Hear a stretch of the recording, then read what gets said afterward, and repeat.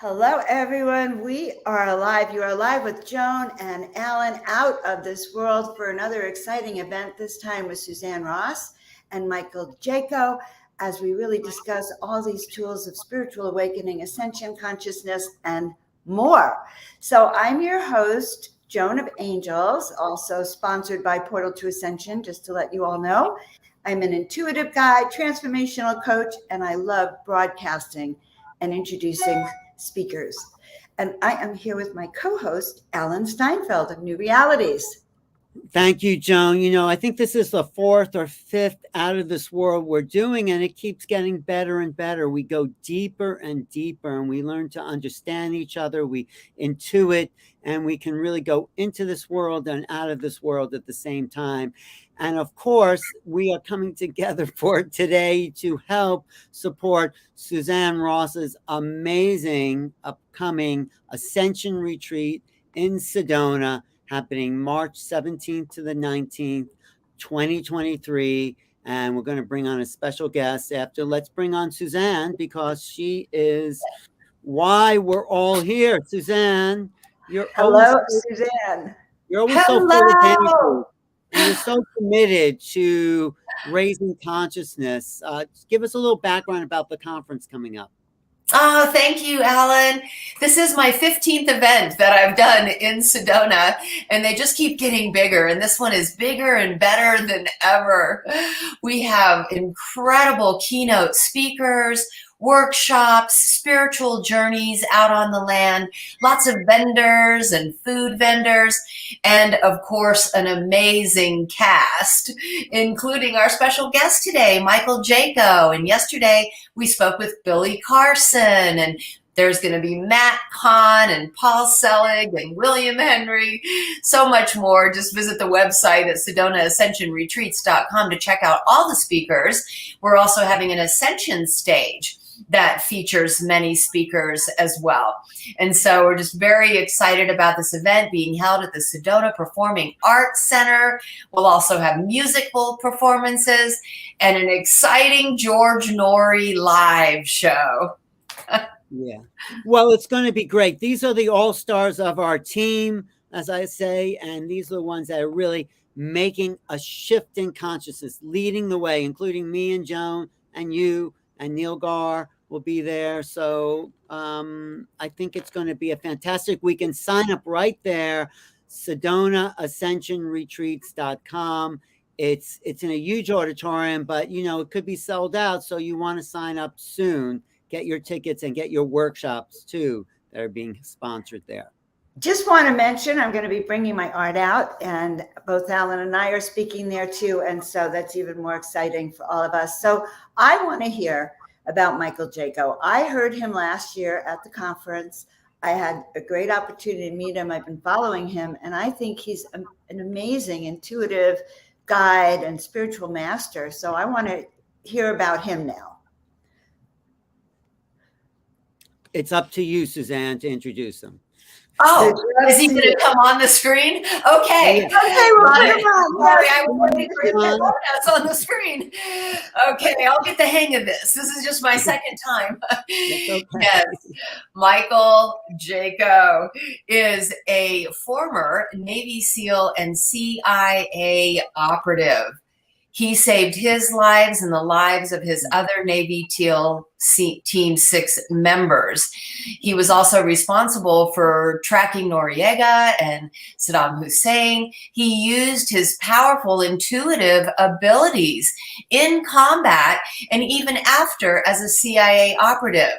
And now he has dedicated his life to teaching others how they too can develop their intuitive gifts, skills, and abilities.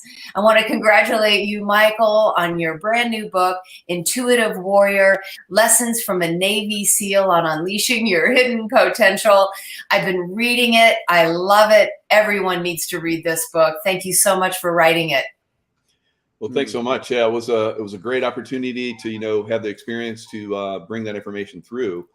A lot of the stuff that I did within the SEAL teams and the CIA basically helped activate my intuition to a great level. All of us have it within us, and a lot of people have it suppressed. We all of us here at the Sedona Ascension retreats are going to help people to activate that to a greater level. Even if you've already activated, you can take it to new levels. I'm always activating new potential, new abilities within my intuitive, realm of consciousness. So that's the beauty of, jumping in and being around people that are of like mind, and being around people that are, helping us extend our consciousness.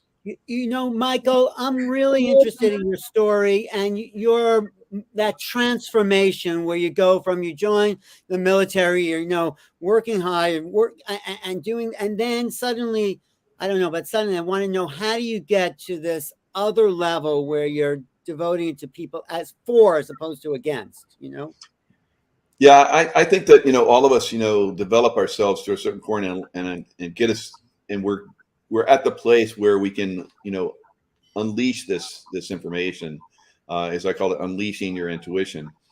So while I was in the SEAL teams, I'm pushing my, extrasensory abilities, because you want to remain silent and quiet and visible. So I could see people that were having these abilities, to know things that were coming. Some of the Vietnam vets that I worked with in the beginning of my career, just had these super sensory abilities way beyond what they're capable of on the physical level. So many of us were like, well, we want to develop those too. How do you do that? Well, over time, a lot of times just spontaneously come through. So when the student is ready, then, the teacher appears type thing. It's the same thing with these abilities.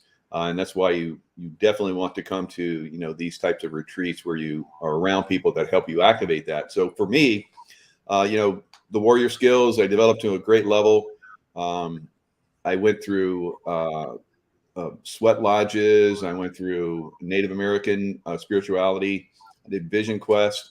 And I think that really helped prepare me more than anything else to go into these realms. And like you, Alan, I became a remote viewer, and I was able to start to play with those skills. At first, it was very simple, just looking down a trail that I hadn't been down before, and then meditating on it, and then going down the trail. And it's like, wow, I saw all this stuff in my meditation. So I just started doing it real time with, on a bike path, where am I going to see the next, person on a bike path? So I got 100% on that. And then eventually I started using it in combat zones. So I would send my consciousness out on the road before we went down. And if I saw something, an anomaly that was probably going to be an attack or a bomb or something like that, I would hold my team up. And unfortunately, someone else would get that attack. And then once it was cleared, then I would look again. It's like, okay, we can roll. So I started playing with it on that level, and it started to go to different levels. I could see into time, in the future. So it was real time, then future time. It was a couple of days, then it ended up to be a week and a month ahead of time. I could see things coming, warn my teams, and they, the things that I was seeing, happened just as I described them. But the biggest thing that happened to me was when I was in Iraq, and it was shortly after we captured Saddam Hussein. So interestingly, I was in a sweat lodge, and we prayed that and we're kind of like laughing about it. Just before I went to Iraq, I was like, somebody's like, what are we going to pray for? And somebody said, let's pray that when Mike gets into Iraq, they find Saddam Hussein. So that literally the moment that I landed in Iraq is when they found Saddam Hussein, and they brought him up. So you get these little anomalies that start to happen. You're like, wow, this stuff is real. These meditation practices and these prayers and stuff like that, when you do them in a certain frame of mind, intuitive mindset, as I call it, then you can really start to tap into some great stuff. So while I'm in Iraq, there was things started to unwind. There were lots of attacks. I knew the attacks were coming. I just knew it intuitively. One night I woke up and I'm floating out of my body, and I'm like, I've always wanted to have one of these out-of-body experiences. So I always heard that you look down at your body to kind of get that, connection. So I looked down, and my body was in pieces. I've been blown up. So I was like, I'm not having an out-of-body experience. I'm dead. I'm out of body like forever. So I was like, that's such a bummer, because, I feel like I'm really starting to tap into these abilities, that really can help humanity. And then I felt this presence. I looked up, and there was Archangel Michael. And I felt he looked into my eyes, and this love energy just into my body. And then I felt myself transported back in time, back into my body. And then I heard this massive explosion in the distance. So I was like, that angel, because I didn't even know it was Archangel Michael at the time. I did the research and figured it out. So that angel like saved my life and put me back. It's like, oh, that was. And so from that point on, I started, my abilities went to a crazy level. There was one time I was driving down the road with my team. Now we had armored cars, so you think you're kind of invulnerable to a certain extent, but we're seeing tanks that are getting blown up. So you understand that, you know, the enemy has abilities, so you have to really be on top of your game.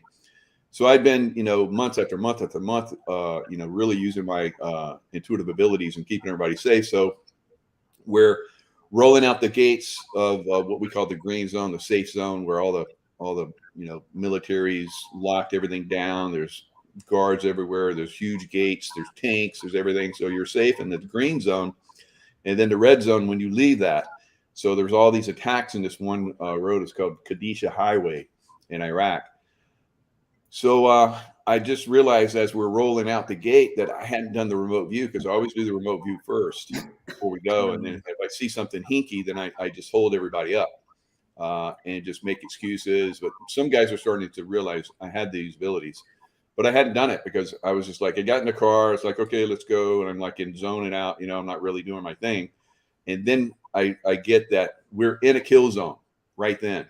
And I'm about to die. So I'm like, oh my God. So I got kind of like that same thought that I got from Archangel Michael. I got the love energy that he sent to me.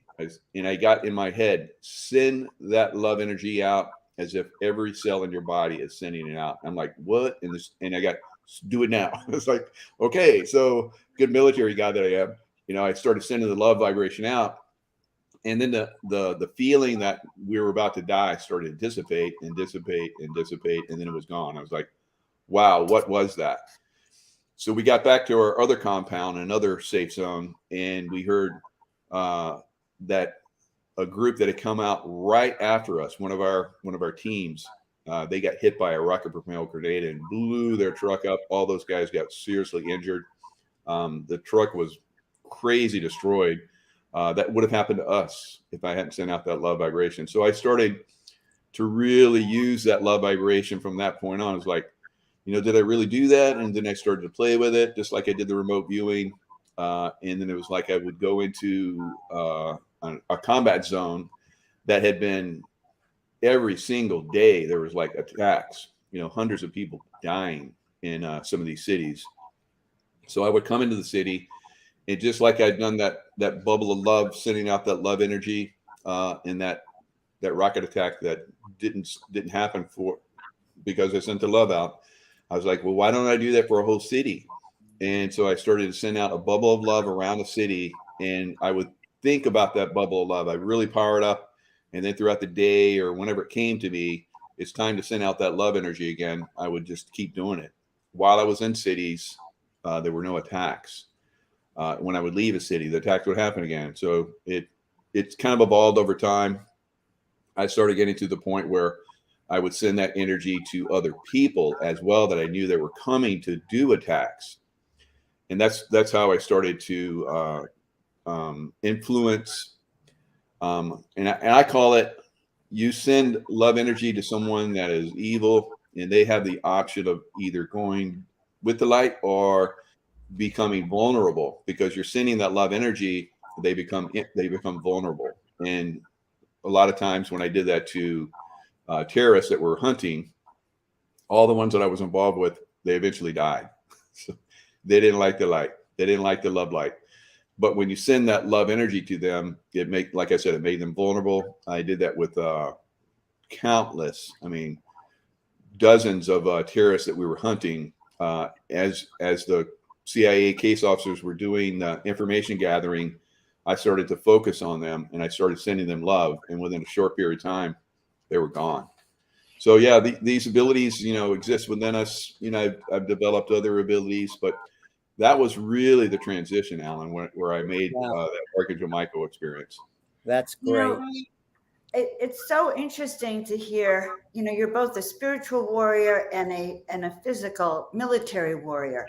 Mhm. And sometimes in our community, people don't blend the two. They don't associate being a real warrior and spiritual warrior. Somehow they're spiritual. So I want to address that. And then I want to address this, you know, love, using love as a military, you know, weapon in a sense can change everything. And I just would like you to address this. And also a love warrior. the angels on the military battlefield. All right. Yeah. That's beautiful, Joan of Angels. So you know that Archangel Michael has a sword, and he defeats, you know, the devil. So that's kind of the way I am. I'm like an angel of light defeating the demonic realms. Because when I look at some of these terrorists or some of these figures that are seemingly causing us problems, I'll look at them, you know, in the etheric realm. And if they're clean, then it's like, well, you know, there's just an anomaly there. They're not really bad. But if I look at them and they have a demonic presence on them, a lot of times, like I did all those terrorists I took out, I'm like, okay, they're bad. But they, like I said, they have the option to go good. So I was sending them love for a long time. But now what I do is I go in and I go to battle with a demon. Now I tried to do that in the beginning, and it didn't work out too good for me. But over time, I got more confidence, got abilities. I got the armor of God on me. And in one instance where I kind of I was sending love to a demonic entity, and it came at me, and it's like I just you know, automatically, you know, armored up. And I was like, wow, I got that now. So spontaneously, these things, you know, will happen. But you can actually use, you know, me and other people that talk about it, you know, armor up with the armor of God. So you visualize that, and it definitely protects you. So all of us, we're basically warriors of light. We've all been impacted by, you know, in different ways. Anyone that's in this realm will tell you, you know, unbelievable, you know, attacks that we have, you know, whether it's physical, a lot of times that happens, or whether it's monetarily, or whether it's, you know, through me. I'm on my 11th YouTube channel. So it comes in a lot of different ways. It's frustrating, but, you know, we're warriors. We're warriors of light, and we're going to battle. We will win. This is the most amazing time in history. For hundreds, probably thousands of years from this point right now, people will look back on all of us that are in this battle and go, wow, they did an amazing job back then. What incredible things they did, you know, standing up to this darkness and winning for the light. And we're, you know, beneficiaries of that great battle that they went through. So it's pretty impressive what we're going through. Yeah, I agree. This is an amazing time. That's why Suzanne has put together this incredible cat. No, I really think so, Suzanne, because Absolutely. you're tuning into the collective, and these are the people leading the next level of conscious awakening. So you want to talk about that a little bit, Suzanne, and ask Michael? Thank you so much for mentioning that. Yes, I have felt called for the last 10 years. I had my first event in 2012, launching my first book, Wake Up. And I didn't want to be the only one on stage promoting my book. So I started to network with other authors and speakers and spiritual practitioners who also, you know, were offering ways to raise the love light vibration. And so since then, I have had many different events in California, now here in Sedona. And I just feel so blessed that incredible people like Michael Jaco, yourself, Joan, say yes to being part of it. Michael Jaco will be offering a past lives workshop during the event. And in your book, Michael, you talk about past lives that you've had, the influence they've had on your life now, and the transmigration of souls. Can you talk about that a little bit? Yeah, and that's kind of like the progression, I believe. There's a niche of us that, you know, basically transition into the intuitive realm.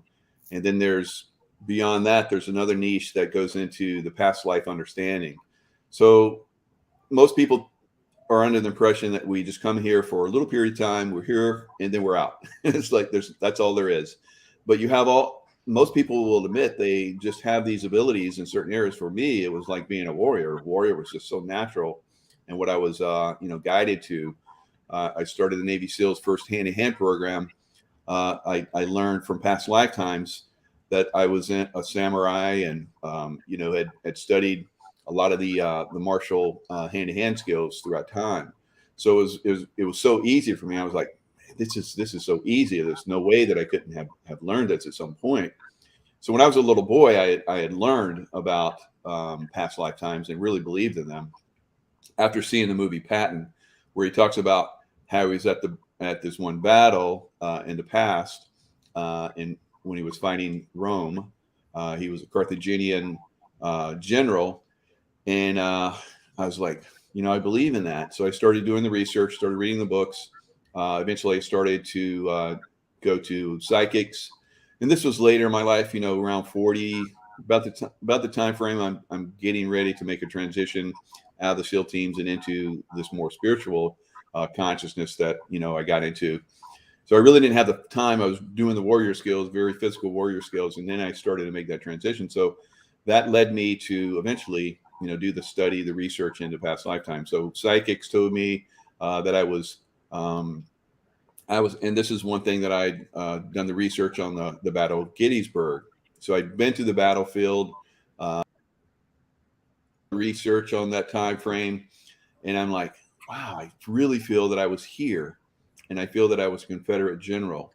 And eventually, I did research, and this one person guided me to find out that I was Louis Armistead. So that was like the first lifetime where I actually found someone that I could actually see, and the facial features. I did the research on what he believed in. Everything matched perfectly. It was unbelievable. I remember my wife was like, because I was doing the research for well over a year, probably 2 years. I was trying to find who I was in that time frame. And so she's like, so you're a general? And I was like, yeah. And she's like, well, show me the pictures of the generals that were there at Gettysburg. And she's looking at them. She's like, she gets a picture that I had when I was going overseas. I had to have these passport pictures when I went into embassies and stuff like that. So I had a picture of me with a beard at the time, because being in the Middle East, it's good to have a beard. So she took that picture, and she's looking, she's like, boom, there you are. And it was right by Louis Armistead. I'm like, wow, that is me. So I was like, wow, that is amazing. So from that point on, it just started to build. And I found upwards of 100 people throughout history, that have that physical similarity, or, they have the same mannerisms, they have the same outlook, they have the same warrior skill set, and everything is just matched throughout time. It's just unbelievable. Yeah, they say there's always a similar look in the eyes as you incarnate into different forms. But if you look at the big picture, Michael, we're coming down to the wire here, but do you see a time where war and all the battles and all doesn't have to exist, because it's gone on for 20,000-30,000 years? So what do you see coming? I totally see peace. There's no question about it. There'll be a transition, of course, and it'll start to filter out. Remember when a lot of us were locked down during that one, over the last 2 years? Yeah, there was no wars, there was no terrorist attacks. So someone is fomenting this, and I think that that group that's fomenting this is on their last legs, and that's one of the things that we do as far as being consciousness revealers, and helping people to find their consciousness. Once you make that transition, you start to see through all that. When I was in war, when I was in battle, and I saw the horror of it, I was like, no one should do this ever again. And but it continues, of course. But I have my experiences, and a lot of people have that bravado. They think that war is like romantic or something. It's absolutely horrific beyond belief. So more people, I think, are starting to make that transition. I don't see the types of war coming like we've seen in the past. I think the ones that are trying to be fomented right now with maybe some kind of nuclear activity, that's not going to happen. Right. Many of us have seen for a long time Mm. that the nukes were done. There were not going to be any more nukes going forward. It's not going to be allowed, in a higher consciousness realm, even beyond our Earth domain. We have intelligent sources that are around us that are getting more and more involved as we raise our consciousness. So that's another exciting thing going on as far as like the consciousness expansion. Great. I caught your show. I'm sorry. I caught your show with Ishmael Perez the other day. Mm-hmm. And, he talks a lot about the solar flare coming and this instantaneous transformation of our society. But I'm curious to know what your thoughts are on this, this coming solar flare and the shift into awakening to our abilities, and when you think we might see that kind of shift, because that is part of our ascension work. Yeah, I still see us. I see in March, which is phenomenal that Suzanne is having that conference in March. So I've seen in the latter part of March, we start to see some clearing. So in January sometime, there's some kind of transition that's going to be happening. There's going to be a lot of, like anytime you make a transition, there's people they don't understand it. They're fearful of change, but I think a lot of people are ready for change. They just don't know what that's going to look like going forward, and that kind of a little bit of fear going on for that, unfortunately. But for me, I'm like, let's bring it. I adapt very easily, very quickly, and so I see, in the March timeframe, a massive transition in consciousness. It's great we're having this conference. I love it.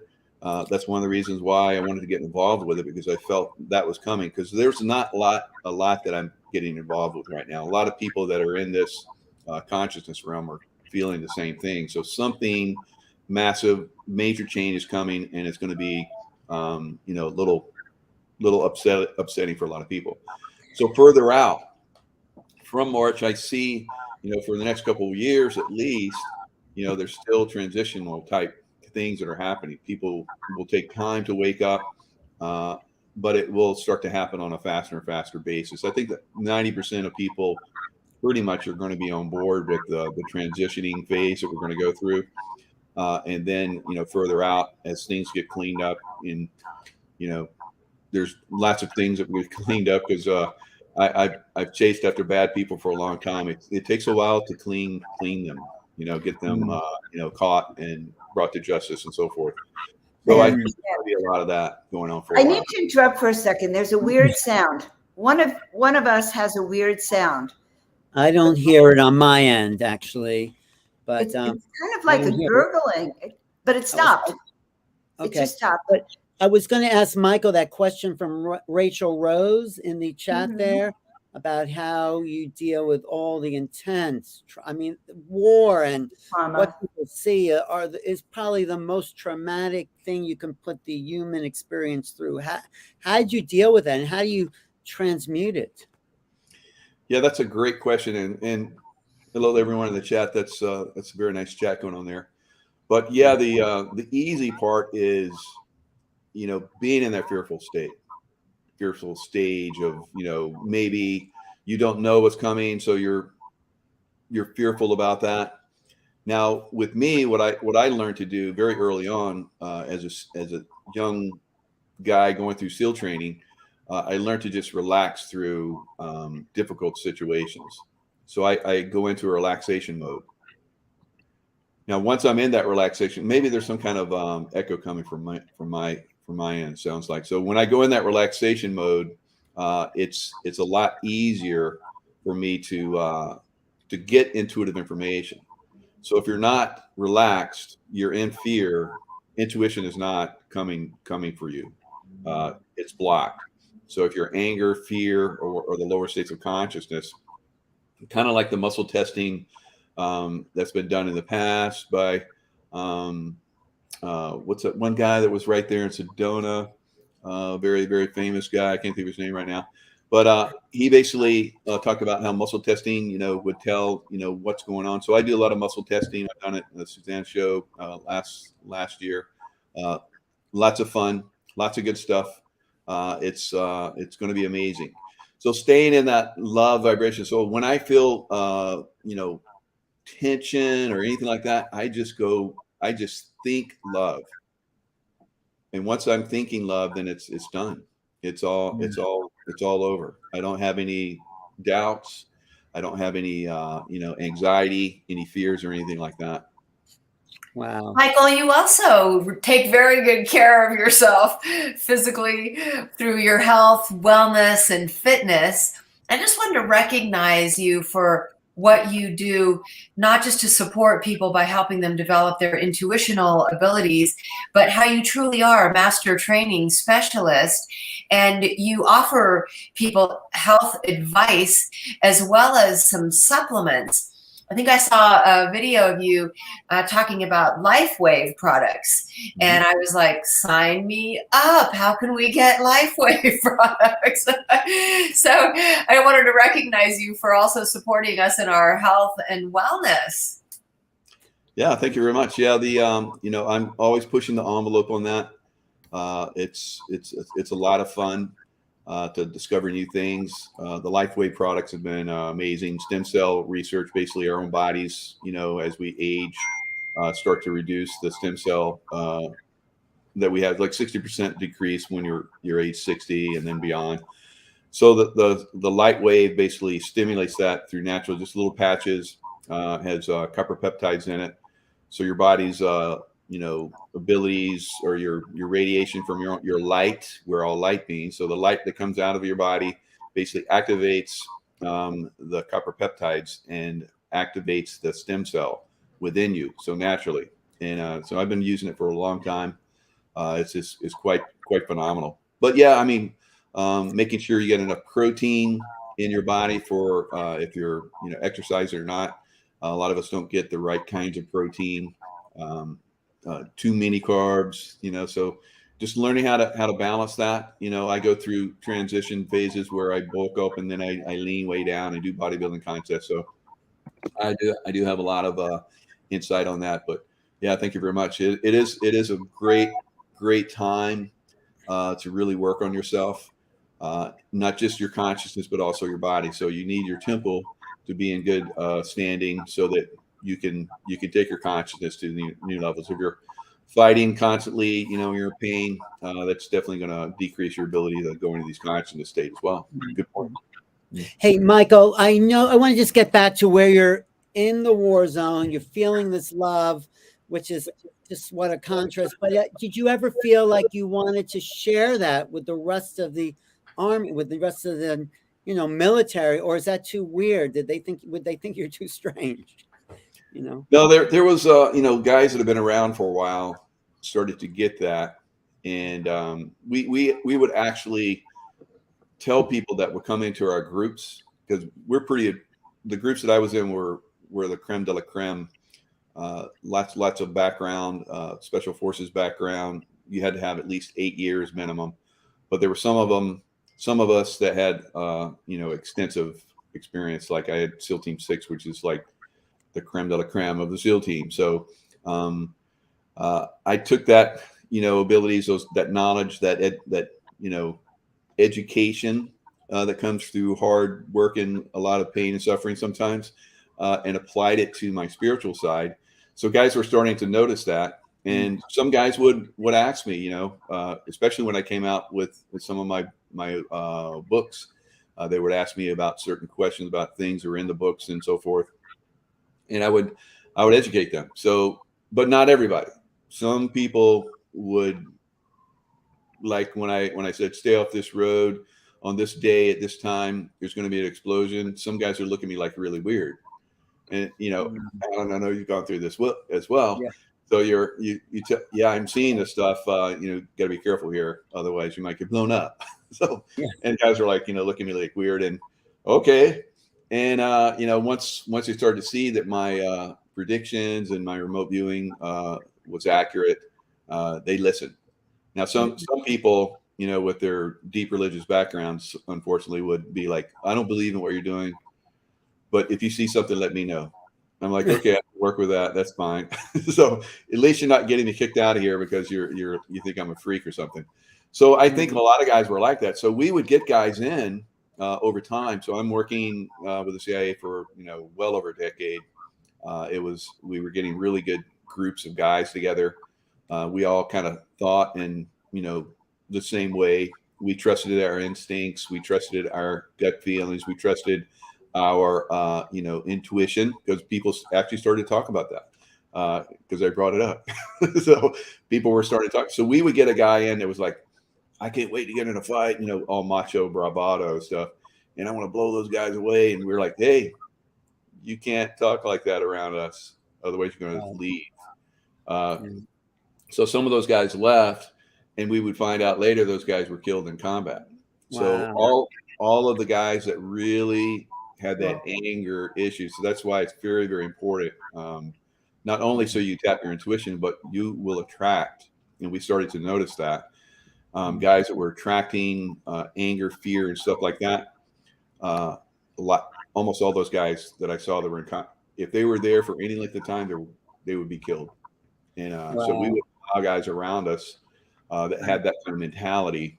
Of course, you still have to have that fighting spirit, but you had to be very pretty much intuitive. So guys were tapping into it. There was a time when I was in, I would go to CIA base camps, and if they knew that I had these abilities, they would ask me to teach so that they could expand their abilities. So it was being accepted, not always, but it was making inroads, and that gave me the impetus to go further, step aside from that, and then start to teach more and do the courses that I've done and doing these amazing shows that Suzanne has. So it's basically that type of process.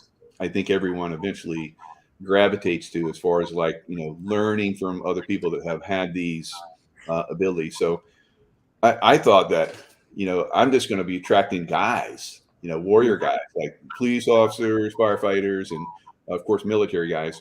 But it ended up 60% of the people that I work with are attracted to my work are women. So and at first I was like, why is that? That's weird. And then I was like, oh, duh.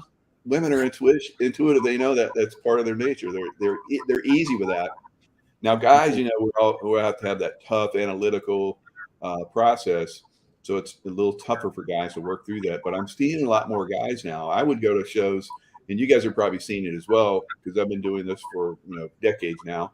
I would be the only guy sometimes at some of these shows, and then eventually over the years, I started seeing a couple other guys, and now it's pretty close to half. Half the shows are guys now. So it's really come a long way, and I look forward to it to continue that process. That kind of makes sense to me. What strikes me as amazing? You were creating a vortex of very high vibrational frequency at the love level, which is, we know, the highest vibrational frequency around. And from that, you created a net of safety. All of you were required to keep that vibration high. But I think this is such a learning lesson. Like when we come together at the Ascension retreat, as we bring the vibrational nothing lower frequency can penetrate that, is what you're saying. And you were in the military as a test case to actually prove the power of these vibrational frequencies and what Ascension tools can do. Oh, that's brilliant, Joan. Right? Absolutely brilliant. Yeah. And that's true. When I look back on it, I was like, yeah, I went through that early stage, that early process. And I used to think that, hey, I'm a king of the hill being part of this. And then I saw my death. And then I was like, it's gone that easily, So I'm the tough guy, and now I'm gone. Boom. But then once I went into the love frequency vibrational consciousness, I've been in far worse environments where they were like, send in Mike. So no one else would go, but they knew that somehow I could go in there and turn things around. They didn't know what was going on. But if they had a very difficult situation where everyone's leaving because it's too hot, they would send me in, and it would turn around, and then they'd start sending people back in again. I did that over and over. It's because of that vibration that you're talking about, vortexual vibration. And that's what Sedona has. Sedona has that vortexual vibrational field. So I remember living there for several years.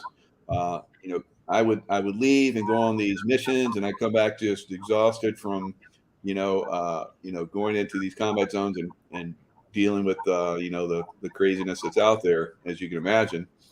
And as I'm driving up, I could feel where I penetrated and came into that vortexual vibrational field, and it was like, it's like get into like a very relaxing warm bath, where you just relax. And it's kind of, I had that over and over again when I would come into Sedona, and I would stay there, regenerate, recuperate, and then go back out and do it again. So it was a good experience. It was a good time. This is a really high vibrational vortex, all of Sedona. And living here, I notice when I leave the vortex, I feel like I drop in my vibrational energy. And I can't wait to get back into the vortex to be supercharged by this really high spinning frequency of love, light, energy. And also why I offer vortex journeys during the Sedona Ascension retreats. All of Sedona is a vortex, but there are certain places in Sedona, as you well know, Michael and Alan and Joan, where the energy is more intensified. And geologists and engineers have spent decades actually measuring these vortexes to determine where ones are spinning at the highest velocity and even the direction that they spin, whether they're a male or a female vortex. I offer vortex journeys out on the land during spiritual retreats here in Sedona, and I just love taking people into those spinning vortexes and tuning them in to the vortex. And so that's going to be part of our event as well. Michael, that's how I describe leaving Sedona. It's like getting out of a warm bath. It's like you're in the vortex. And could it be, what's your opinion, that Sedona might actually be a place already having ascended to a, let's say, fifth dimensional consciousness and space? What do you think? Well, I totally believe that. Yeah. And that's beautiful, Suzanne, you talk about that, because there are masculine and feminine vortexes there in Sedona. Very unusual. And it's you'll get a vortex in certain areas like Egypt or Mount Sinai, but they're different energies. They're either masculine or feminine. So that's the uniqueness about Sedona. It has both of those, masculine and feminine. So you need someone really that's an expert, because you'll say, go to airport, vortex, but it's not always in the same spot. So you can wander around and not hit it. But if someone's trained, like for me, I would feel it. So I move until I felt it and get drawn to, where it was, and then sit in that energy. So, someone that's not skilled in, feeling the energies, it's a little bit more difficult. So it's great to have someone guide you. So that's beautiful. You offer that, Suzanne. So that's one of the things that I loved about that area. It's one of the things I love about traveling in other areas around the world, and finding those spots, like Machu Picchu, beautiful energies there. And once you tap into it and you're in those energies, it uplifts you and it takes your consciousness to a different level. And sometimes, like we were talking about before, past lifetimes, you actually activate, or because I remember going to Egypt and I was like, oh, Egypt, that's a cool place. And then I was like, oh, I've been here. And then after I started doing the research, I'm like, oh yeah, I'm a pharaoh there, I've been a warrior there, all these crazy things. So that's another thing that's beautiful about coming in these months. So yes, definitely on a higher vibrational scale. It's almost like it's almost not in the 3D anymore. Right. So that's what we're describing. When you come into that energy field, that vortexual energy field, it's not really of this reality so much anymore. It's on a higher vibrational field. So that's another thing that I was talking about. It helped me recharge, from being exhausted from going to combat zones and using those energy fields and leaving them. A lot of times I would leave my energy fields in some places where I left my energy field, vortexual energy, love vibrational field, which I anchored into the ground. There's been no attacks there for over a decade. And before that, had been attacks there like consistently. So Pakistan was horrific for attacks. But I went to all the cities where there were attacks and left vortexual energy that I helped, refine there in Sedona. So, yeah. So this is part of your work then. You also travel around, and when you and Tracy are around the globe, you anchor in love vibrations with Michael Jaco. There's something very powerful to me as I feel into this energy of this love vibration, because that's what we all ascribe to. So to be on a battlefield or in that moment of choice, we're just reflecting love. We know that love can conquer all. So I really like that. I think that's great. The other thing about Sedona that I love is that each of those vortexes carries the ancient energies of ancient souls and ancient beings and ancient masters. And when I go there, I end up painting these inner cities with masters everywhere. I think including ourselves. I think we get called back to allow the mastering in us to come out.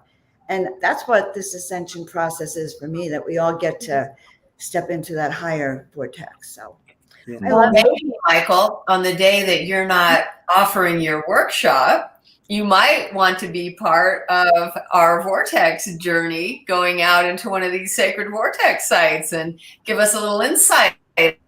You tuned into the vortex and how you use your own love vibration to create a vortex. Yeah, I would love to do that. Thanks for offering. I would jump at that chance. So I remember going to some of these places where vortexes were, and there'd been fires and so forth. So I'd walk through these areas. I remember I was doing it with my son one time, and there was all this burned area, and I was thinking, why am I going this? Why am I still going this direction? So we talk about how the environment sometimes is imprinted. So I remember coming up and we broke this one level where there was no more fire. The fire had broke, and I was like, why did it stop here? So I'm like I look up, and there in the face of like this hill was an Indian face, and I was like, he stopped it. So someone had imprinted, like I talked about, had imprinted his ability, and over time it had kind of gone into the face of the mountain there, and it was beautiful. So I was like, wow, that shaman energy energy is very, very powerful. So I remember going to many places like the peaks and so forth, and placing crystals and stuff like that, praying over them, meditating over them, and leaving those crystals there when I felt that particular energy. So it's Thunder Mountain right there in Sedona. I climbed that, and I had unbelievable experiences going up that mountain, and it was just before Easter. And I'm like climbing. I went the wrong direction one time and tried to go up this one chimney, climb up this one chimney. I have a climbing experience, and it got real brittle. And then I remember seeing someone fall and bust their head and die. And I was like, wow, that's weird. Okay, that's a good sign. I don't know if that's real. So I climbed back down, and I hadn't seen it when I was going up, but there was a cross that was there. And I would find out later that unfortunately, a young man had been, actually a young boy, I think he was 16 or something, had been climbing there, had fallen and died. So I was like, wow, that's weird. And so I kept going around the mountain. I was like, where am I supposed to go? How am I supposed to, because I'm going to the top of this mountain, and I'm going to stay there overnight. And so I'm getting scratched up as I'm going through the brush. I'm like, what is going on? I never get scratched. And so I did that one night, and a shaman woman came to me during the night, and had words with her, and we spoke and stuff like that. She passed energy and stuff to me. So as I'm walking back down, I'm like in total la la land. I'm like almost floating back down the mountain. Nothing touches me. It's easy walk down. I go all the way back home, and we're going to go visit friends and family for Easter. And then it just hit me, boom, because I had got scratched around my head, all around my head, and it was still scratched. And I was like, It's like Jesus, you know. So I was like having all these different things were coming through, and so you have amazing experiences in Sedona, especially when you're around the vortexual mountains and so forth. It's pretty impressive energy. It's going to inform you how you need to be informed, you know, because everyone may come with the preconceived idea of what you're going to experience. Sedona is beautiful that way. You're going to experience things the way you're meant to. But, you know, this whole conversation is about really how we're tapping into these multiple dimensions of awareness. And this is like the path of the ascension is what you're bringing in, Michael, is this ability and the recognition, you know, and talking about it activates other people saying, oh, yeah, I had a glimpse of that. And this, so that's what I think is great about all coming together like this. So thank you Right. for that. Mm-hmm. And, you know, it's interesting. You don't have to be born and intuitive to learn these gifts and to develop these skills to do this kind of work. And a lot of people, because I teach intuition too, and there's a myth that you have to be born with these gifts, and you really don't have to. You have to have that willingness to train. Right. And, you know, a question in the chat was based on the work of Ian Stevenson. When you looked at that, I think it was Civil War general who had do you have a beauty mark at the place where that guy was wounded? That was what Ian Stevenson discovered in reincarnation cases. Have you looked into that at all? I have something better. So my kneecap was shattered, and it's the same kneecap where he had injury, and also my shoulder. He was hitting the shoulder. My shoulder, this shoulder had problems. That's where he was hit. He had 3 wounds. They were fleshy wounds. So they put him in because he was a general. He had his own little cabin, and a doctor was attending to him. So when I did a remote view back into that time, I was like, why did he die? And so something didn't fit. So I went in and I saw a doctor injected me. And I was like, the words came out to me, what the hell did you just injected me? And the doctor like looked at me like, ha ha ha, kind of like that. And then left. And I died of malaria. He injected malaria into me. So they said that he swooned from his injuries, heat exhaustion and stuff like that. Well, those are some of the symptoms that come from malaria. So I did more research, and I saw that all the way back in New Orleans, when the Union soldiers would come through and free the slaves that would follow the Union Army. So they had to care for them and stuff like that. And they're like, you know, we're an army. We don't do. You guys need to leave, and they wouldn't leave because they had nowhere to go. Because their former homes, if you call them that, the slave quarters were gone. So here they're now free, and they don't know what to do. So they're following the Union Army's feeding them. And then I saw in history there was a massive die-off of slaves, and they called in a doctor, and the doctor shows up, and still people were dying, and he saw the injection marks where they had been injected, and they all died in the area. So this bio warfare goes a long time. So so I had past life memory. That's a beautiful thing, if you want to call it that, of the past life memories. And when I do my past life presentation, I go into a lot of those different things. Not only does it inform you, but actually can make an imprint into the consciousness of the world. Because I had a Richard III lifetime when I was in Bahrain. It kept coming to me. You're Richard III. I'm like, I looked into history. He's like, he was a bad guy. That doesn't fit. So, yeah, basically what happened is Shakespeare was paid to make him look bad because the people that came in, Henry VII and then Henry VIII and so forth, they were illegitimate. So they had to like make everybody else before them look bad. So this is why we're here, because those guys were bad, and that wasn't the case. And so I was like, I don't think so. And then in Sedona, I come home to Sedona, and my wife Tracy we had bought a treadmill, so she's having me put it together. And remember, I said I went to all of the peaks and I put crystals. So crystals were like aiming at my house, and it was a very, very nice house.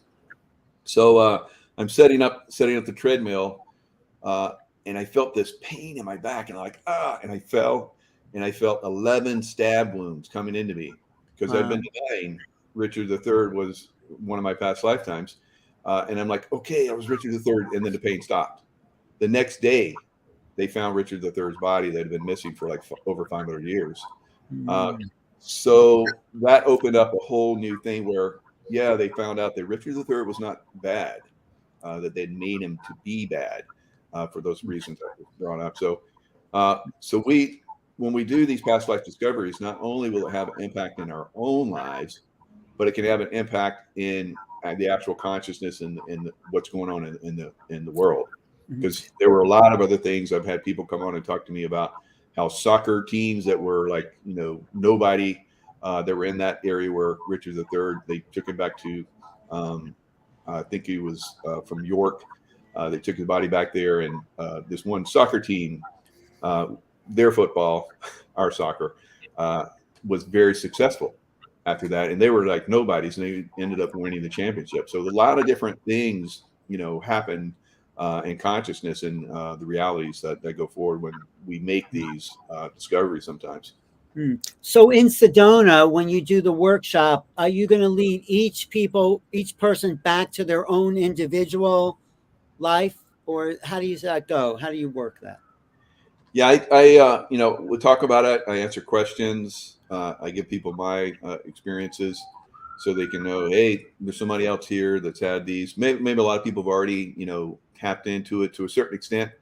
Then I do a meditation and have people go back in a meditation because when you do these past life regressions, as I found out, it's usually what is blocking you, kind of like that Richard III lifetime. When I discovered, through that process, Richard III lifetime, then all these other lifetimes went just started pouring through. It was like a dam burst.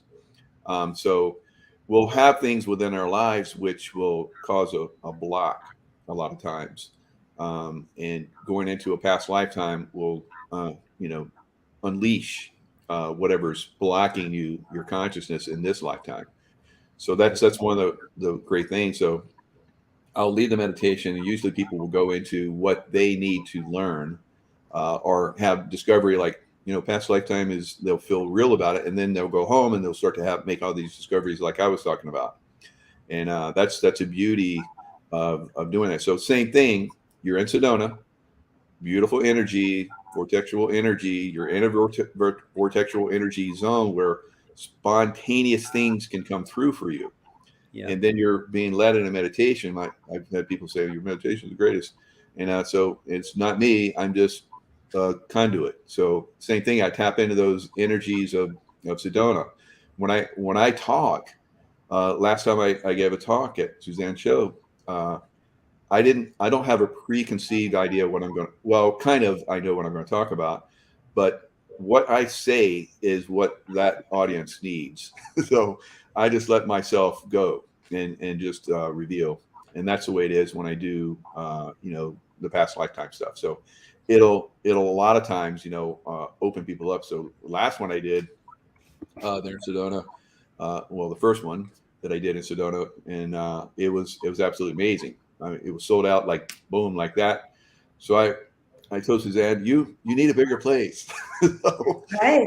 You are the one who inspired that. It's like, she's gonna go big. We were sold out. I invited Michael back this year, and he looked at me and said, you need to get a bigger place. I would have said it too. I would have said it too. And now you have all the greats. We have George Norrie coming, and Michael Jaco, and Billy Carson. We just have a great conference. And I think what I love the best is the intimate energy that you create. So, Michael, this has been great to have you on the show. I kind of wish the conference was this weekend. I'm really primed and ready to look into it. I really am excited about your work because I teach intuition too, and I get, why women are seeking that instant really being able to hone your skills so you can trust your intuition every single time, no matter what. And so you've done such great work in leading the way. Let me ask one more question I just had that I've been thinking about is that Luis Elizondo, you know who he is, he talked about using remote viewing in military settings. Did you ever work with him or train with him? No. No, I never trained with him. But Okay. on what Joan was saying, yes, women are actually leading the way, I believe, because the Right. intuition is where we're going, and so they're doing it. I think they're doing an amazing job. We're seeing the mama bears out there doing their thing. So the daddy bears are getting on board, but yeah, it's women that are leading this, and intuition is definitely the way to go. Yeah. Well, Well, good. We're thank lucky to have you at the conference, Michael. We're happy. Any last words, Suzanne? Well, I'm going to add the Michael Jaco tour to our website so that those people who sign up for the tour experiences will know which one that Michael Jaco is going to be guiding. It'll be on the day that he's not offering a workshop. So I'll get that added right away so that your fans and followers can sign up for that. I'm so excited about adding that to our roster, Michael. That's going to be amazing. Great And idea. Thank you. Thunder Mountain, because I think you have a special connection with Thunder Mountain. Mhm. I may have to go. I have a very special connection with Thunder Mountain. I just know that dude was one of my friends way back when. It's intense energy though, Thunder Mountain, but Yeah, it all is. So but this Michael- is the ascension process. yes, You I know? just want to say, Michael, thank you, because I get the place you've dropped into, that kind of peace, and that's what you emanate. And you know, it's even more now, I feel it, than it was last year or 2 years ago whenever we met. It's like you've dropped into a deeper sense of that peace in my experience. Is that true? Do you feel like it's Oh yeah, definitely. Yeah, it's definitely evolving. Thanks for that, Alan. yeah, definitely. Yeah, I see the same. I see the same in all of you. You know, it's Yeah. we've all like progressed. It's beautiful. I love to, love to see you guys. So yeah, this was a great show. You guys, asked amazing questions. It's like I'm with family. It's beautiful. Thank you. So family. Bless Love you, you, Michael. Thanks. Our family's coming together in Sedona, March 17th to the 19th, 2023. So be part of that gathering because it will be Peace. next level. There it is. There it is. All right. Thank you so much, Michael. We see you in Sedona. We love you. You're an example of a divine mask, like the divine spiritual warrior male love bug. Like love, just like to have both sides is what we strive for. So guys, you are so in for a treat meeting Michael, and I just love you to the moon and back already. So. Love you guys. Angels. Great experience. All right. Thanks so much. Thanks, We'll see you Suzanne, for putting soon. this together. Thank you, Joan. Always fun to be out of this world with you and into this world. So we'll be We will doing see you more. all.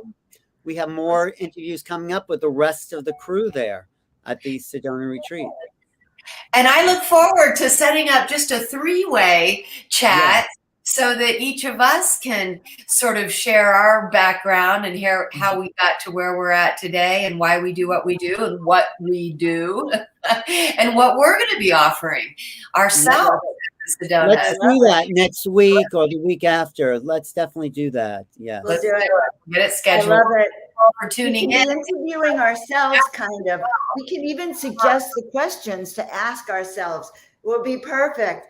I love all of you guys. I want to thank our sponsor, by the way, Portal To Ascension.org. Check out all of the thousands of hours of free content on that site.